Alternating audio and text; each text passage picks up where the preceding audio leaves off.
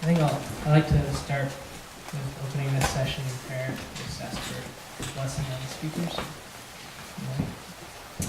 Father, just thank you so much for this time when we can gather together and come before you and learn more about your ways, your law, how we can use it to better our lives and to better creation, how we can draw closer to you through that. And I want to ask today that you just give us your guidance, let your Spirit lead us, and allow our words to be words of truth. Just thank you and praise you in Yeshua's name. Amen.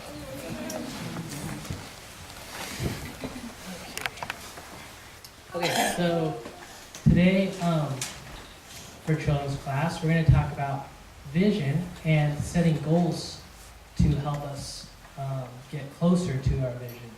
So I was going to have Crystal read a scripture verse for us.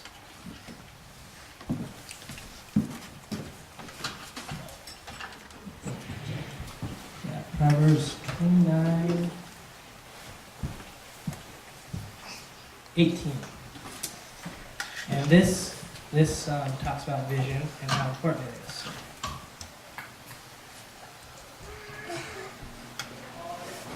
Where there is no vision, the people perish, but he that keepeth the law, happy is. Okay, so that talks a little bit about how important it is for us to have a vision, and I believe each one of us have a vision. And so we're going to talk a little bit today about setting goals and how important it is to have goals that will prepare us for that vision and bring us forward towards that vision. And so anyway, for children's class, we have a few stories that we want to share that demonstrate how we can do that. One thing I was going to mention too is that a really good example of a man that had a vision, and this vision was given to him by Yahweh. I think that it's a really important example is Joseph, because he had this strong vision that he was going to be a ruler at some point, and Yahweh had this in his plan in order to save his people. But Joseph had goals that he set all the way through, and principles that he strove towards. That's right. That brought him closer towards that vision. And so when he entered Potiphar's house, he wasn't just like, I'm going to do this job and that job and here and there. He was working towards becoming the best that he could be, because he knew that was going to bring him closer towards his vision that he had had all along. So I thought that was a really good example of someone who worked towards a vision in Scripture. I have a story that kind of shows something really important about vision, something that you need in order to even fulfill your vision. So, okay, here it is. This is a story that tells about a young man that asks Socrates, Yeah. I can read, how he could acquire wisdom. Come with me, Socrates replied. Come with me. He took the boy into the river and pushed his head under the water, where he held him until the boy was almost breathless. I think that was kind of cool. I don't know, I think it was a rough way to get a point across. But I feel that it's important that even when you... Great, stop. Tell him you took the boy in the river. Where he held him until the boy was almost breathless. Then he took the boy's head out of the water. Oh my goodness, he was really in water all that. Once the boy caught his breath,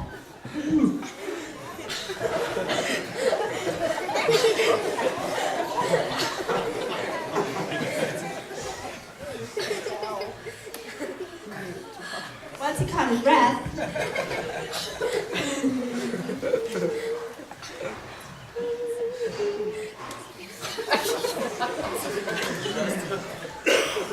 okay.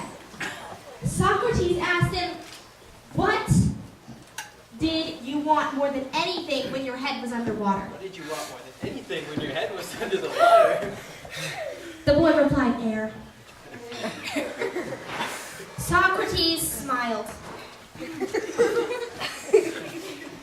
and said, when you long for wisdom as much as you longed for air when your head was underwater, you'll get it.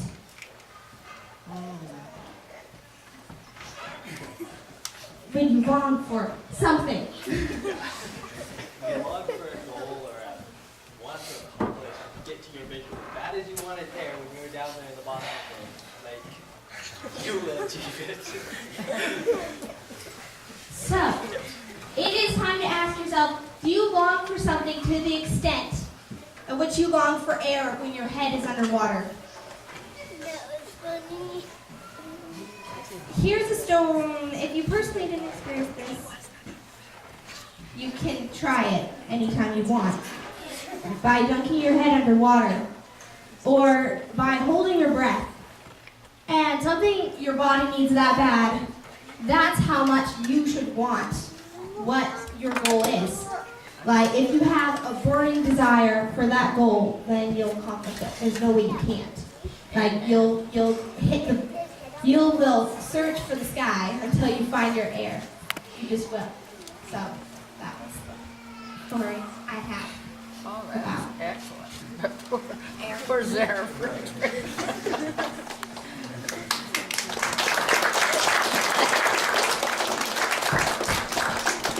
So we saw that it's really important for our vision that we desire it with everything we have.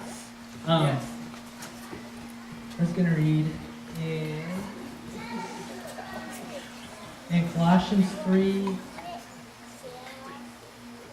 23, it says, and whatsoever you do, do it heartily as unto Yahweh and not as unto men. And so that's the way we need to have our desires. Hopefully, whenever we have a vision, we need to desire it with everything we have. And Yes. have, like, when Friedrich's head was underwater, the only thing he probably could think about was getting a breath of air. And so when we have our vision, it needs to be single-minded and with everything we have, focused upon that in order to accomplish it. And so I think that's really important. Okay, Bethany's going to tell us a story. Okay, so I am going to tell a story that I'm sure a lot of you guys know. It's a story about Glenn Cunningham, and he's a boy who went through a lot, but he came out absolutely on top. And he had a vision, but this is a story of a progressive vision. Each goal he set seemed almost insurmountable, but when he achieved his goal, he didn't just stop at that. He set another one that seemed even more insurmountable than the last, and he kept on achieving it until he reached basically as high as he could go. Now, Glenn Cunningham, when he was a boy, he lived with his family way in the country, and they lived about 2 miles from their schoolhouse. And I guess there were some kids that lived even farther because him and his brother and sister were in charge of going to the schoolhouse every morning and lighting a fire to get it all warm for the children. So they had to get up even extra early every morning. And one day, the person who was in charge of leaving wood and kerosene to start the stove made a terrible mistake. Instead of putting kerosene in the can, they put gasoline instead. And so when him and his brother went in to start the stove, there was a big explosion, and the whole schoolhouse lighted on fire, and his older brother was hurt so badly he wasn't able to get out. But Glenn was able to get out. I believe his sister got him out, but his legs had been so badly damaged by the explosion, and they had caught on fire. And he was taken to see doctors, and the doctors wanted his legs to actually come off. But his mother knew that he had just lost his brother, and she was not going to let her son lose his legs as well. And so she told him that wasn't going to be an option.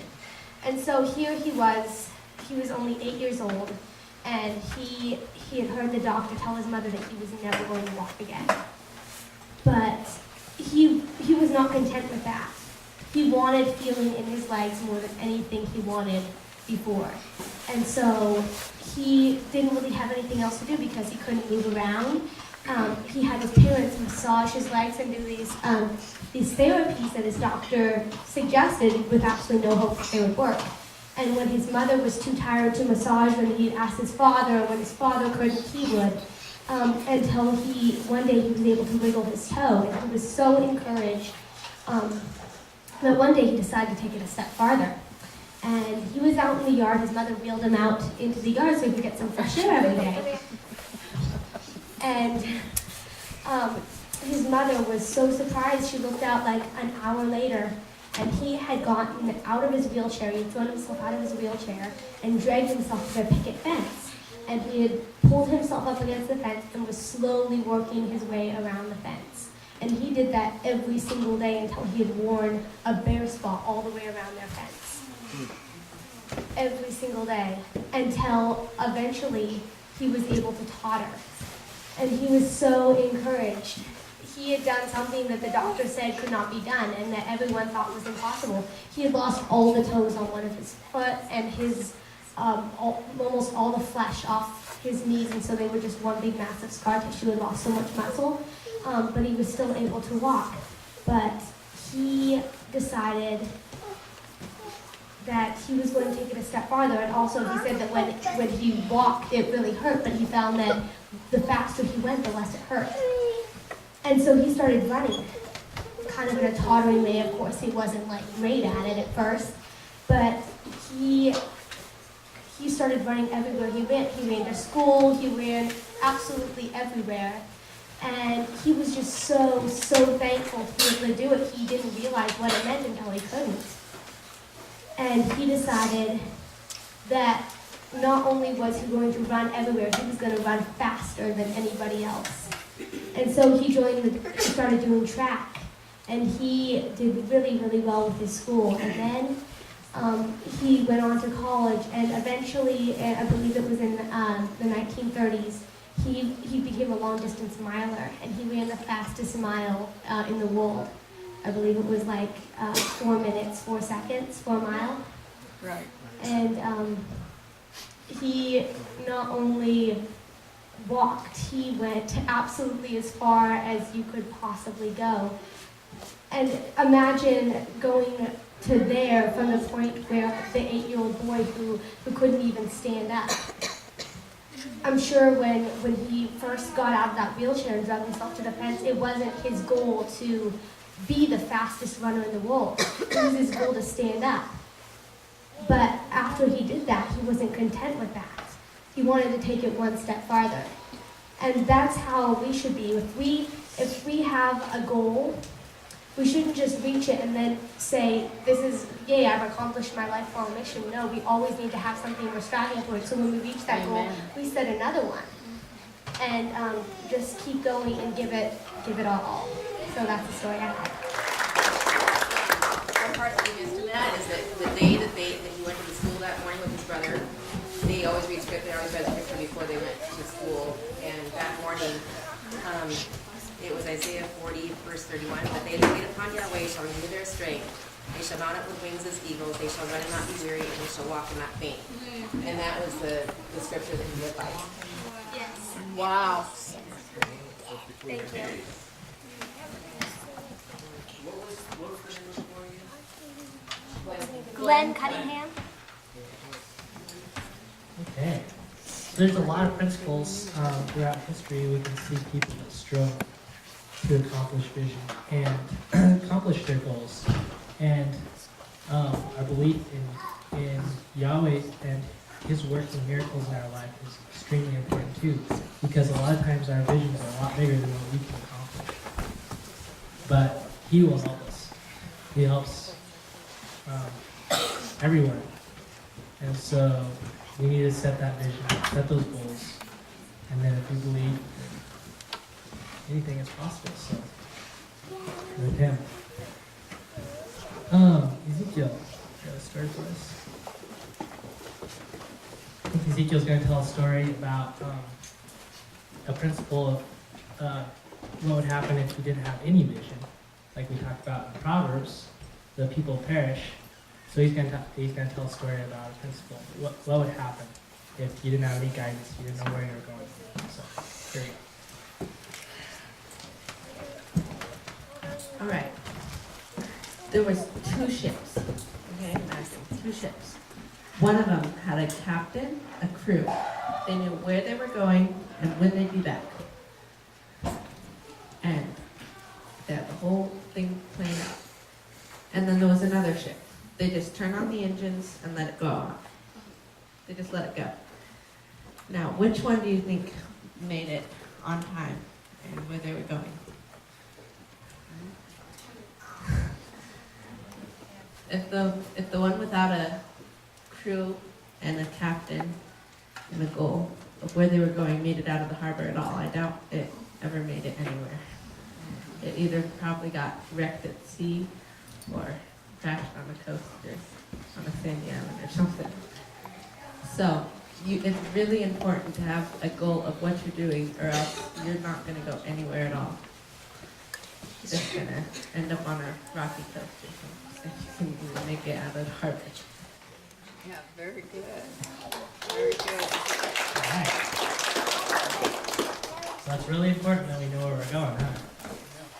We know we have an idea of where we want to go every day, and not just going here and there or wherever life happens to push us. Okay, so Bethany and I will do one more demonstration of goal setting, and how in our goal setting we can face trials and adversity, and it's just a little principle, a little lesson about that. I love how we wrote labeling things last night, so I'll just keep that up. I am supposed to be a French chef, but I don't know the accent, so I'll just be a chef. Let the games begin.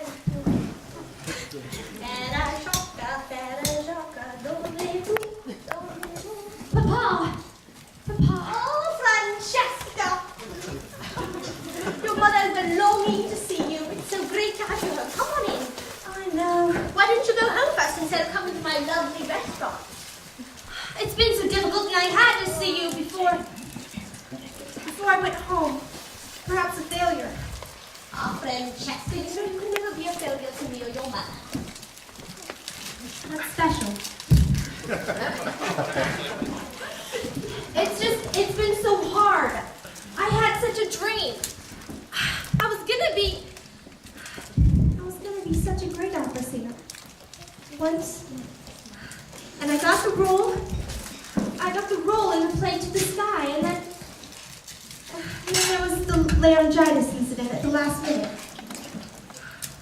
I lost him, and now... But incidentally, that was the last time your mother heard of you, so how have things been going since then, my darling?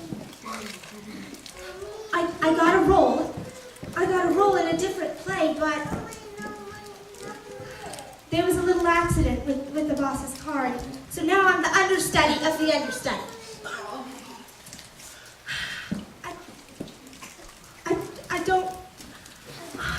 I don't know if I can do it anymore. It's too hard, you know?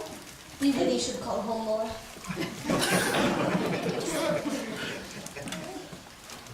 Do you have something to say to me? You know I never tell you anything, I just show you. Yeah. I know. Time you were showing me how gravity works. It was nice. A hospital experience.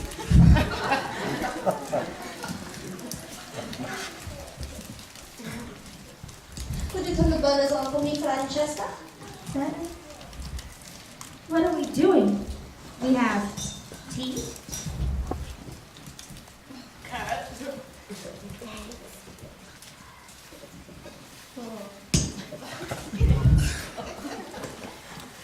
You are such a great chef. I know, Francesca. Because I pushed through adversaries to become a great chef. Now I've put herbs, an egg, and a carrot in 3 pots of water. And now you just must wait till they boil, so we might be here for a while.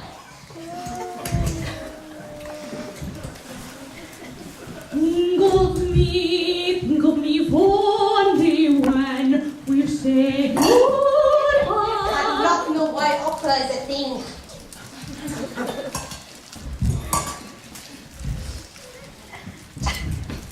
As much as I love you, Francesca. Okay, we have fast burners here.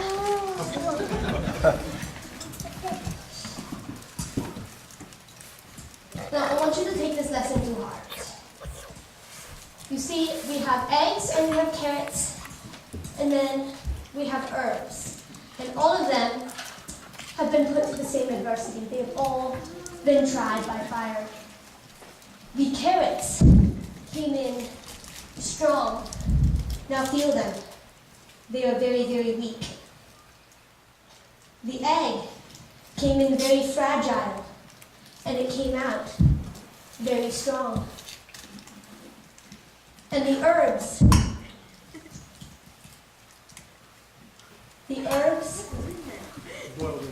they went in the substance and became like the water. They conform to their surroundings. So, Francesca, I ask you, even though you're going through all this adversity, English is hard for you, Papa, isn't it? What are you going to be when you get tried by the fire? Are you going to be the carrot, the egg, or the herbs? Let's go home and see your mother.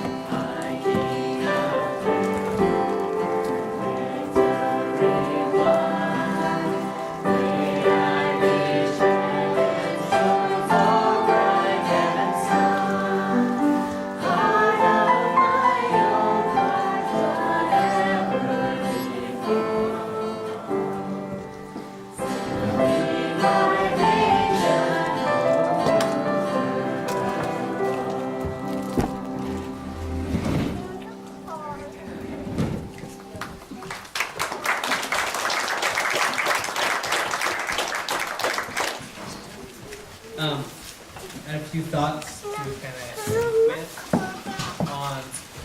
on setting goals and working towards goals.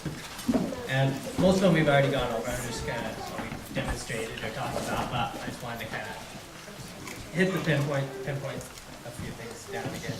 First, one thing we went over was a desire, like we demonstrated with water. You have to have a true desire to reach a vision or to reach a goal. A goal, maybe it's just a little vision, or part of working towards a vision. So you have to have a true desire. It's not something that's kind of on the back burner.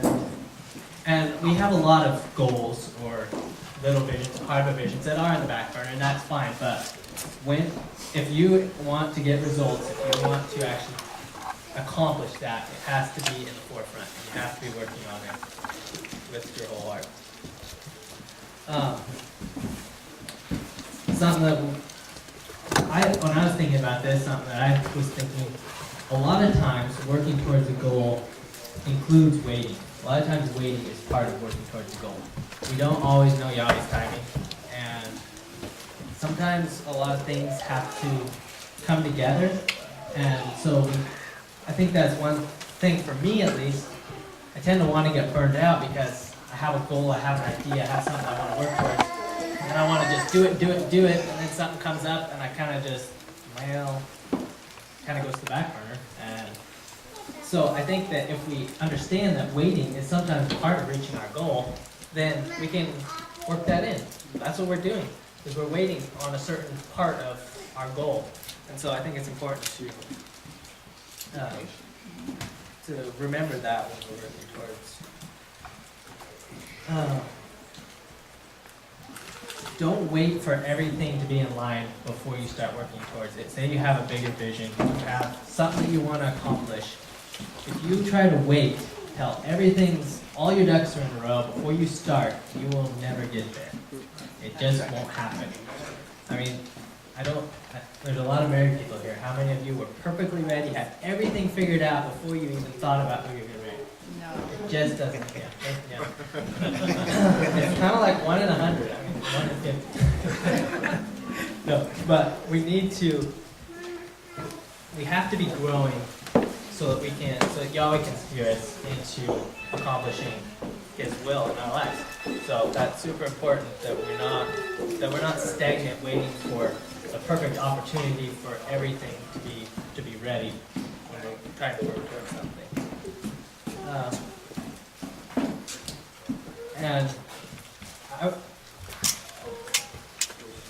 When we're thinking about something that we want to start, a goal, I think that even if we're waiting, even if the timing's not quite right, or we're waiting for things to come together, a lot of times there's a lot of things that we can be doing that don't seem directly related, but that will help us to get closer to that goal once the time comes.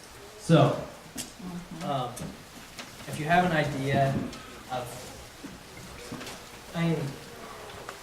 there's lots of examples probably, but